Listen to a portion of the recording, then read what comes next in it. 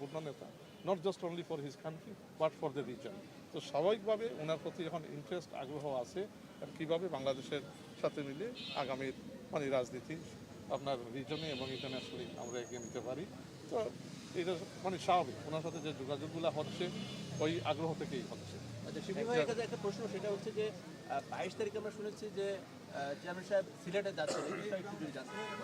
এটা সিদ্ধান্ত এখন হয়নি, সিদ্ধান্ত আছে যখন, যেহেতু 22 তারিখ থেকে নির্বাচনের প্রচারণা শুরু হবে, তো উনি কোথায় কীভাবে যাবেন এটি এখনো চূড়ান্ত হয়নি, এটি চূড়ান্ত হলে জানিয়ে দেওয়া হবে। নতুন করে আবার হ্যাঁ, 22 তারিখ থেকে নির্বাচনী প্রচারণা যখন শুরু হবে তখন জানিয়ে দেওয়া হবে।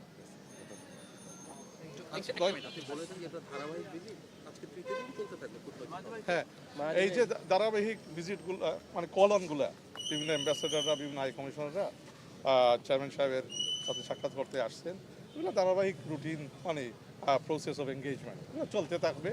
এবং আগামীতে উনি যখন সময় সুযোগ হবে, আরও অনেক রাষ্ট্রদূতদের আগ্রহ আছে ওনার সাথে দেখা করার জন্য, তো মানে আমরা ওইটা ওনার স্কেজুলের মাধ্যমে ইনশাল্লাহ আরও এইরকম বৈঠকগুলো হবে। থ্যাংক ইউ, ধন্যবাদ, আসসালামু আলাইকুম। Thank you.